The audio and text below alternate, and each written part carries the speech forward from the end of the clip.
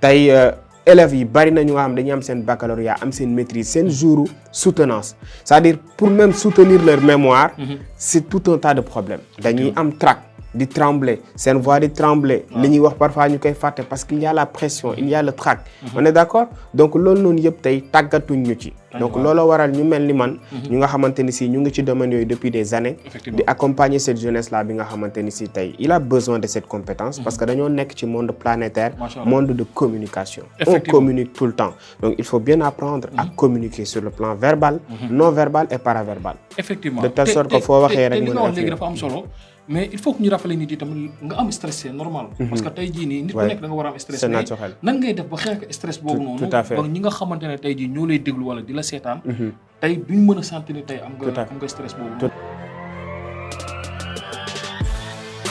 salaamaaleykum bonjour chers téléspectateurs de Pulse TV ravi de vous retrouver pour seen émission One on One mbokk yi maa ngi leen nuyu di leen ziar bu baax a baax tey nag maa ngi am invité bu spécial donc ñi nga xamante ne ñu ngi ci net bi ñi nga xamante ne tey jii ñu ngi intéressé wu ci contenu yi nga xamante ne mu ngi koy def tey da nga xamante ne daanaan laa invité di nootu coach Prophet Mouhamed ziar naa la. delloo ziar mon très cher. sama turandoo la quoi Mouhamed. effectivement ñoo bokk tur bi de macha allah. mbaa yaa ngi si jàmm bu baax. maa ngi sant yàlla bu baax a baax alhamdulilah. waaw maa ngi nuyu téléspectateur Pulse Sénégal di am mbégte ak contentement toog tey fas yéene janoog sama homonyme sama xarit sama tooma donc ñu nar a waxtaan ci man ci lépp incha allah et c'est un plaisir d'être là. le plaisir est partagé dañuy commencer coach Prophet c'est quoi coach Prophet. waaw coach Prophet c'est un pseudonyme comme ni ngeen ko déggee coach parce que je fais du coaching donc Prophet dañ ma daan woowee prophète donc prophète voilà parce que je m'appelle Mouhamadou Moustapha Diop homonyme du prophète sallallahu alayhi wa sallam gars yi dama ko woowee ba mu dem ba law donc prophète ni ñu koy bindee mooy PRF PROPH ETE donc bind bi nag gars yi Sénégal moom dañoo gaaw ci tabu voilà tour bi c'est un peu lourd donc j'ai changé l'écriture ma def ko Prophet PROPHAIT donc loolu moom moo indi prophète boobu pour ñu ma ko laaj yàgg a laaj aussi c'est à cause de cela macha allah ñu gis li ngay yëngatu bari na aujourd'hui kay ni nga ko waxee coach yaa ngi ci entrepreneuriat yaa ngi ci domaine yu bari explique-nous un peu ci yi nga nekk di yëngatu voilà donc comme ni nga ko waxee maa ngi ci domaine entrepreneuriat parce que entrepreneur là déjà fondateur de Sunugalcom and Business donc di def coaching ci wàllu entrepreneuriat d'abord mais aussi ci wàllu communication c'est-à-dire art oratoire comment parler en public comment parler lors des émissions réussir des entretiens d'embauche effectivement travailler l'éloquence ça c'est très important l'art de bien parler l'art de convaincre voilà donc ci yooyu la ñu nekk ak ci ay business physique effectivement donc à peu près ci loolu la ñuy nekk tout le temps di yëngatu di accompagner ay nit en même temps aussi di entreprendre du business di partager aussi sur les réseaux sociaux et je pense que ñu bari ci lañ ma xamee. dinañ ñëw ci réseaux sociaux yi mais damay njëkkee ci entrepreneuriat bi nga wax. on voit que jeunes yu bari dañuy bëgg di entreprendre. mais des fois duñu xam comment entreprendre. effectivement tey yow nga nekk di coacher jeunes yi. pour ñuy mën a di entreprendre. tey ñu bari dañuy def copier-coller. d'accord tey ban conseil ngay jox jeunes yi. pour comment bien entreprendre. Effectivement. Donc pour bien entreprendre, l'essentiel, il faut avoir déjà ce qu'on appelle l'envie d'abord, la passion après et aussi tamit te faire former. Ça c'est très important.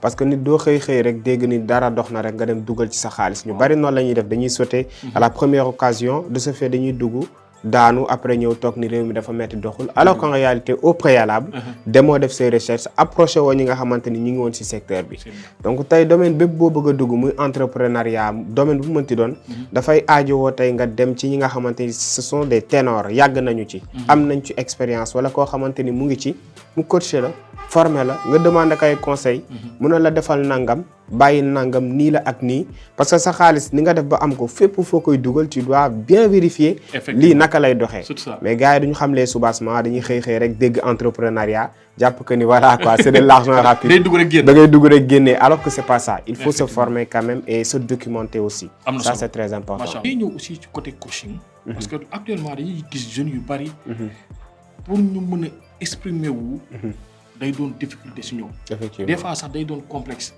du ñu bëgg a wax. tey jii nii buñ la seetsee comment ngay def tey pour mën a. ñooñu complexe boobu ñu am pour ñu mën ko génnee ba nga xamante ne ils pourront s'exprimer facilement peut-être. effectivement donc loolu tout d'abord damay ñëw ci li koy indi parce que booy xool ñun ñëpp ñu ci bari jaar nañu école.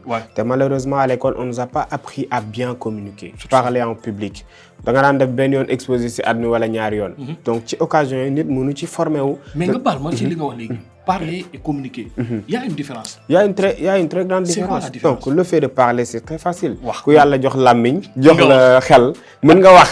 Waaw. ba wax to jàngee. Waaw. Mais quand on communique comme il se doit. Uh-huh. boobaa li ngay wax da nga koy calculer. C'est ak bien. ni nga koy waxee itam da nga koy calculer. Am na solo. Donc c'est ça la différence en fait. Macha Allah. moo tax il faut bien apprendre à communiquer. ñu ñëwaat ci école bi. Voilà, man nag comme je le dis tantôt, c'est la raison pour laquelle même j'ai écrit un livre là-dessus, ce que l'école ne nous apprend pas, qui est disponible. Donc ma ci wax carrément que li nga xamante ni si waroon nañ ko mën a jàng foofee sa l'école mooy jànguñ ko muy nit ñuy communiquer. Ouais. Aujourd'hui, tu vois même des professeurs qui font d'énormes erreurs dans le domaine de la communication. Ouais. Tey élèves yi bari na ñu nga xam dañuy am seen baccalauréat am seen maîtrise seen jour soutenance c'est-à-dire pour même soutenir leur mémoire c'est tout un tas de problèmes dañuy am trac di trembler seen voix di trembler li ñuy wax parfois ñu koy fàtte parce qu'il y a la pression il y a le trac on est d'accord donc loolu noonu yëpp tey tàggatuñ ñu ci donc looloo waral ñu mel ni man ñu nga xamante ni si ñu ngi ci domaine yooyu depuis des années Effectivement. di accompagner cette jeunesse là bi nga xamante ni si tey il a besoin de cette compétence parce que dañoo nekk ci monde planétaire Machallah. monde de communication on Effectivement. communique tout le temps donc il faut bien apprendre à communiquer sur le plan verbal non verbal et paraverbal Effectivement. De telle sorte que foo waxee rek li mën nga a wax léegi influer. dafa am solo mais il faut que ñu rappeler nit yi tamit nga am stress c'est normal. parce que tey jii nii nit ku Ouais. nekk da nga war a am stress. C'est mais naturel. nan ngay def ba xeex ak stress boobu noonu. tout à fait. ba ñi nga xamante ne tey jii ñoo lay déglu wala di la seetaan. tey duñ mën a sentir ni tey am Tout à nga fait. am nga stress boobu tout noonu quoi. tout à fait donc loolu li koy dindi c'est-à-dire lépp loo gis ci àdduna dafa laaj nga habitué wu ci dara Effectivement. donc stress boobu noonu tey le trac comme je l'ai dit tantôt mënul la quitter jamais de la vie Dëgg la. on a toujours peur de quelque chose Effectivement. donc tous les grands orateurs sont d'accord sur le fait que avant ngay wax dès les 30 premières secondes da ngay xaw a am trac Effectivement. da ngay am pression c'est normal bul ni que ni man waruma tiit Waaw. mais il faut savoir bien contrôler cette peur là Effectivement. il y a beaucoup de gens qui se font contrôler par cette peur ñun nag dañ lay jàppale de telle sorte que di nga mën a gérer ce trac def ko mu nekk lu nga xamante ni avantage lay doon ci yow Effectivement. ndax boo tiitee stressé wu c'est pendant ce moment-là où tu prends les décisions les plus importantes de ta vie Like. donc peur trac c'est une bénédiction c'est une bonne chose donc ñun loolu lañ lay xamal déjà tàggat la nag ci naka ngay def ba mën a gérer ce trac là et Machallah. loolu y a pas mieux que d'être habitué à parler même booy def ay erreurs merci beaucoup loolu nekk na lu am solo mais dañuy njëkkee loolu. ñëw surtout ci réseaux sociaux yi nga xamante ne tey jii yaa ngi ci. tey pourquoi aussi nga def choix. de communiquer à travers les réseaux sociaux. sur TikTok su ma juumul tu as plus de 200 et quelques mille followers. effectivement. Sur Facebook aussi tu es vraiment 60 000. suivi 60 000. donc sur Instagram aussi. donc 20 000. réseaux yooyu yaa ngi ci. di exprimer wu à travers ay vidéos ay capsules yu am solo. Effectivement. pourquoi nga choisir aussi réseaux sociaux yi. voilà donc parce que dama xam déjà que ni meilleure façon pour nga jàng mooy ngay partager effectivement. yonent bi wax na ko donc loolu la waral tey ñu xam que ni la jeunesse est connectée aujourd'hui tout le monde est connecté tout le monde est sur les réseaux ñun nag li ñuy gëstu ak tuut ak xam-xam bu ñu am as tuut ñu ne kat nañ décider partager ko avec le grand public te aujourd'hui ñu ngi ciy sant yàlla fu ne la ñuy nit di woowee ku ne lañ ciy xam ñu nga xamante ni tey seen situation financière changé na seen dund changé na ci anam yu bëri à travers nos courtes vidéos de 30 secondes 60 secondes donc booy xool man personnellement je leur dis man leen dama leen man dama leen di utiliser ni ma leen di utiliser mooy le fait que ma leen di partager daf may permettre may jàng ngay jàng. parce que nit loo jàngul mënoo ko tari nit Effectivement. mënoo fi inventer dara lu existé wul il faut juste apprendre innover adapter ko ak le Sénégal fonctionnement dëkk bi et là tu aides des gens en même temps aussi tamit tu te fais de la visibilité su bu dee sa business la dina ko gën a yokk en même temps aussi ngay mën a servir nit ñi et Machallah. tout ça gratuitement Machallah. donc je peux dire qu'en quelque sorte loolu moom ma gën a pousser à ce que may def les vidéos dama gis ni des fois aussi comme li nga wax léegi ay capsules yu 30 secondes ngay def. des fois mu nekk yoo xamante ne yu dal la. bu ma la nee exemple ma ñëw ci ay exemple quoi. ne la motivation. lan nga may wax ci motivation. voilà donc la motivation c'est une bonne chose déjà mais il faut savoir que la motivation est temporaire par exemple tey man mën naa la motiver ñu waxtaan mu motiver la de telle sorte que yow tu décides aujourd'hui de passer à l'action à l'instant T même pare nga pour joxe lépp waaw mais mën nga nelaw yow cette motivation n'est plus là dëgg la le plus important c'est la discipline la discipline. c'est la discipline qui te pousse à faire une chose quand tu le veux ou que tu ne le veux pas tu vas le faire que tu Machallah. aies envie de le faire ou pas tu te dis que tu es obligé de le faire parce que ça fait partie du processus mais Effectivement. motivation c'est une bonne chose mais la discipline le plus encore bu ma la nee l'amitié l'amitié xarit. confiance. loo may wax ci loolu. waaw xarit man dama bokk ci ñi gëm ni xarit lu am la bien que au Sénégal on dit que xarit amul xarit lu am la te lu am solo la parce que kenn ku ci nekk am na man sama yaay mooy sama premier xarit je le dis ah te seen yaay na nekk seen premier xarit mais am na yoo xam ne mënoo ko waxtaan ak sa yaay nous sommes des hommes donc am na yoo xamante ni faaw nga am benn xarit benn oreille bu nga xamante ni kat ko wóolu la moom nga ci mën a waxtaanal. donc nit c'est bien nga am ko dina permettre ngay mën a génnee sa naqar parce que am na naqar yoo xam mënoo ko wax sa yaay. di ko gën a sonal donc c'est très bien d'être bien entouré ngeen mën a segg tamit seen entourage à un moment donné il faut faire un balayage am ñoo supprimer bien vrai que dañ lay mere dinañ la wax lu ne. Mais lorsque tu veux évoluer, il faut bien choisir son cercle. Parce que vous êtes la moyenne des 5 personnes avec qui vous passez le plus de temps. Voilà, donc ñi ngay traîner en général, dañ lay définir ce cercle d'influence, définir en même temps ce psychologie.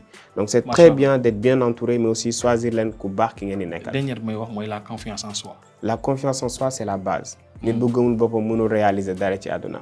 Il faut avoir confiance en soi et ça commence par l'estime de soi. Que tu t'aimes d'abord, tu t'adores, tu prends soin de toi sur le plan sanitaire, physique, sañse, xeeñ lu neex, bëgg sa bopp, apprécier sa bopp.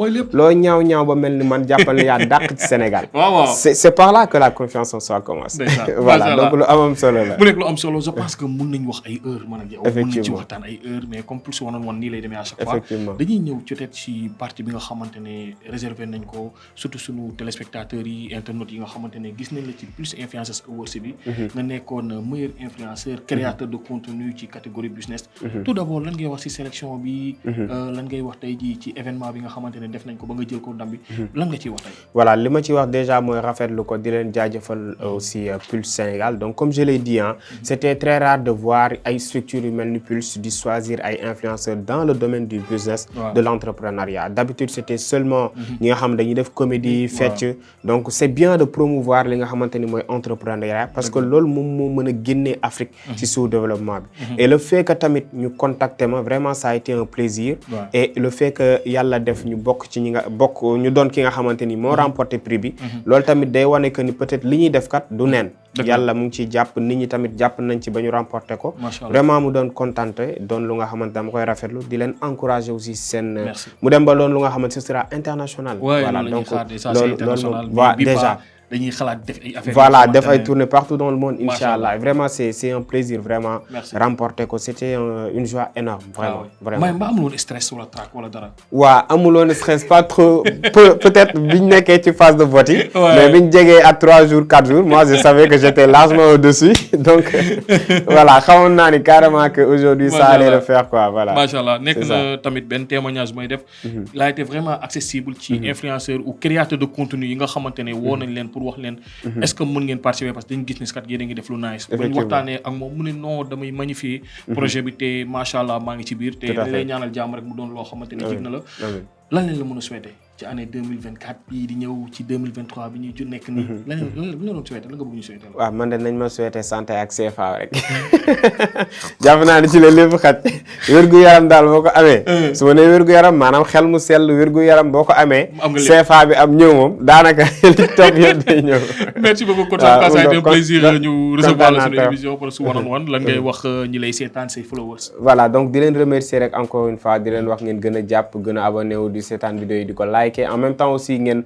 abonné aussi page bi du Pulse Sénégal ñu ngi def liggéey bu am solo sur toutes les plateformes Instagram Facebook voilà donc venez et vous allez découvrir cette plateforme il joue un rôle très important pour la société sénégalaise merci beaucoup coach xam naa du ñàkk dinañ amaat temps ñëw seet si la sa liggéeykaay inchallah waxtaan ay thèmes yu am solo parce que xam naa ne li ñu mën a waxtaanee bari na donc di remercier aussi téléspectateurs yi ñu doon suivre ci Pulse TV donc ça a été un plaisir comme d'habitude ma ñëw ci Pulse one-on-one di remercier Aladji Bara bi nga xamante ne moo newoon ci caméra bi ci montage bi mais aussi tey Abi moo fi nekk donc tamit ñu ngi koy remercier bu baax a baax quant à moi je vous donne rendez-vous la semaine prochaine avec un autre influenceur ou créateur de contenu restez connectés sur les programmes de Pulse TV ciao merci